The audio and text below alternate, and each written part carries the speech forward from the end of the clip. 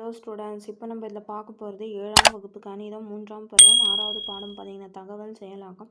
எடுத்துக்காட்டு 6.2 கொஷின் பாருங்கள். என்ன கேட்டுக்கிறாங்க? கொடுக்கப்படும் எண் மிகைமுழு அல்லது குறைமுழுக்கள் அல்லது பூஜ்ஜியம் என்பதை கண்டறிய சில வழிபடத்தை உருவாக்கி அதன் தொடர் செயல்முறைகளை எழுதவும்னு சொல்லியிருக்காங்க. இப்போது அதுக்கு ஆன்சர் பாருங்கள். இங்கு கொடுக்கப்படும் முழு எண் எக்ஸ் ஒரு மிகைமுழுக்கள் அல்லது குறைமுழுக்கள் அல்லது பூஜ்ஜியம் என்பதை கண்டுபிடிக்கும்படி கேட்கிறோம். அதற்கு முதலில் நாம் எக்ஸின் மதிப்பை ஒதுக்கி சரிபார்க்க வேண்டும். எக்ஸ் ஆனது பூஜ்ஜியமை விட அதிகமாக இருக்கிறதா என்பதை சரிபார்த்து ஆம் என்றால் எக்ஸ் என்பது ஒரு நேர்மறையான எண் என அச்சிடப்படும். இல்லை என்றால் எக்ஸின் மதிப்பு பூஜ்ஜியமை விட குறைவாக இருக்கிறதா என்று மீண்டும் சோதிப்போம். ஆம் என்றால் எக்ஸ் என்பது ஒரு எதிர்மறை எண் என அச்சிடப்படும். இல்லை என்றால் எக்ஸ் என்பது பூஜ்ஜியத்திற்கு சமம் என அச்சிடப்படும். அப்போது இந்த பாயிண்ட் இங்கே எழுதியிருக்கோம்ல, அதுக்கு தான் நாங்கள் இங்கே படிப்படியான செயல்முறைன்னு எழுதியிருக்கோம். ஃபஸ்ட்டு பாயிண்ட் பாருங்கள், எக்ஸின் மதிப்பை உள்ளீடு செய்யவும். ரெண்டாவது, எக்ஸு கிரேட்டர் தென் பூஜ்ஜியமை சரிபார்க்கவும். பூஜ்ஜியத்தை விட எக்ஸ் பெருசாக இருக்கணும், மிகை முழுவில் வரும். அதுக்கப்புறம் ஆம் என்றால் எக்ஸ் என்பது ஒரு நேர்மறையான எண் என அச்சிடும். நேர்மறைனா கூட்டலில் வரும். அதுக்கப்புறம் பாருங்கள், இல்லை என்றால் மீண்டும் எக்ஸு லெஸ் தென் 0வை சரிபார்க்க. 0னா 0 விட சின்ன நம்பராக இருக்கும். அப்போது ஆம் என்றால் எக்ஸ் என்பது ஒரு எதிர்மறை எண் என அச்சிடும். 0 விட சின்ன நம்பர்னால் கழித்தலில் தான் வரும், அதுக்கு தான் எதிர்மறை எண்ணுன்னு சொல்கிறாங்க. அதுக்கப்புறம் இல்லை என்றால் எக்ஸ் பூஜ்ஜியத்திற்கு சமம் என அச்சிடப்படும். அப்படி சின்னசாக இல்லைன்னா அது பூஜ்ஜியத்துக்கு தான் இருக்கும் சமமானு சொல்கிறாங்க. அதுக்கப்புறம் பாருங்கள், நம்ம செயல் வழிபடம் இங்கே போடணும். இந்த மாதிரி போட்டுக்கோங்க. போட்டுக்கணும். இங்கே பாருங்கள், செயல் வழிபடம். அப்போ ஃபஸ்ட்டு இங்கே பார்த்தீங்கன்னா ஆரம்பங்க இந்த மாதிரி ரவுண்டு மரம். அதுக்கப்புறம் இது சாய்ஸ் செவ்வகம் மாதிரி ஒன்று வரும். அதுக்கு பார்த்திங்கன்னா எக்ஸை உள்ளீடு. அப்போது ஃபஸ்ட்டு எக்ஸ் வந்து கிரேட்டர் தென் 0 தானே, எக்ஸை விட பெருசு. அப்போ எக்ஸு கிரேட்டர் தென் 0. அப்போது இந்த சைடு எக்ஸு லெஸ் தென் 0. அப்போ இங்கே ஆமுன்னு எழுதிக்கோங்க. இதுவும் பார்த்திங்கன்னா ஆமுன்னு வரும்.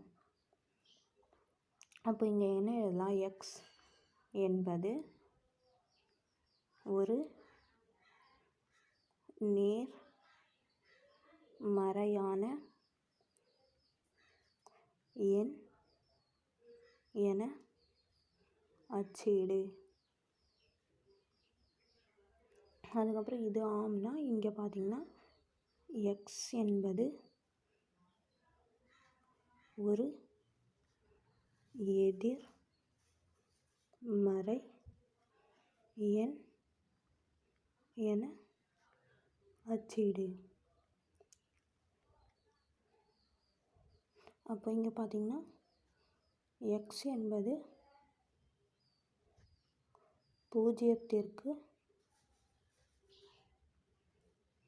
பூஜ்ஜியத்திற்கு சமம்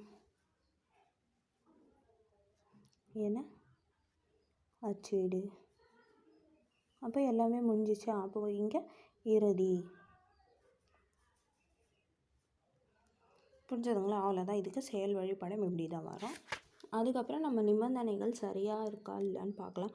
பாருங்கள், எக்ஸு கிரேட்டர் தென் 0 நிபந்தனையை சரிபார்த்தல்.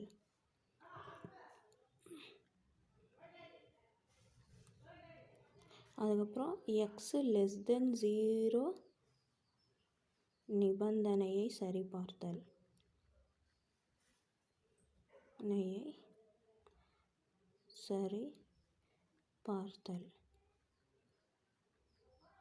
அதுக்கப்புறம் எக்ஸ் இஸ் ஈக்குவல் டு 0 நிபந்தனையை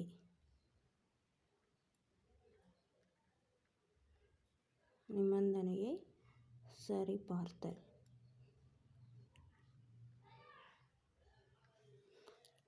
அப்போது ஒரு குறிப்பிட்ட மதிப்புக்கு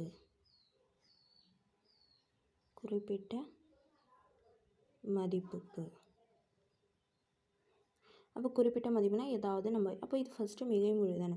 அப்போ எக்ஸ் இஸ் ஈக்குவல் டு 7926. அப்போ இது பூஜ்ஜியத்தை விட பெருசு தானே. அப்போ 7926 கிரேட்டர் தென் 0 விட பெரிய அப்போ இது ஆமுன்னு வரும். அப்போது அச்சிடுக. அப்போது x என்பது ஒரு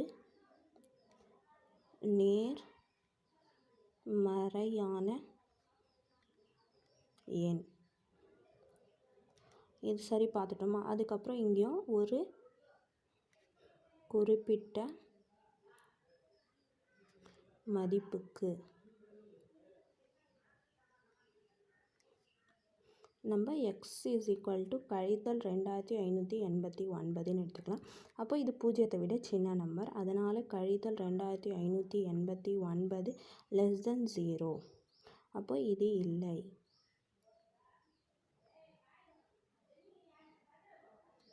அப்போது 89 <0. ஃபஸ்ட்டு கிரேட்டர் தெனுக்கு தான் பார்க்கணும். அப்போ 0 விட சின்ன நம்பர், இது 0 விட சின்ன நம்பர், அப்போ லெஸ் தென் வராது, கிரேட்டர் தென் வரும். அப்போ இது இல்லை, இது ஆமுன்னு வரும். அப்போது இங்கே ஆம் அச்சிடுக. அப்போது x என்பது ஒரு எதிர்மறை எண்.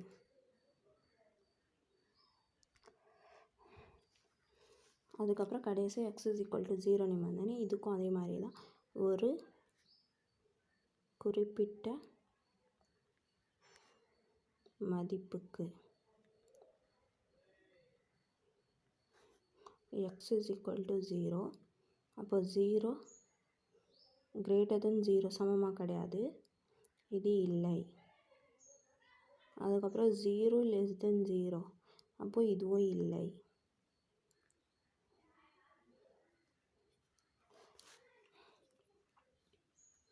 இது 0க்கு தான் சமம், அதனால் அச்சிடுக.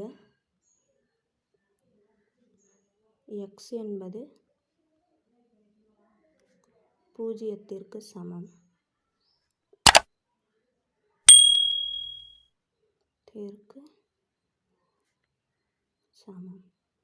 புரிஞ்சுதுங்களா? அவ்வளோதான். இது எடுத்துக்காட்டு 6.2 உங்களுக்கு முடிஞ்சிச்சு. புரிஞ்சுதுங்களா?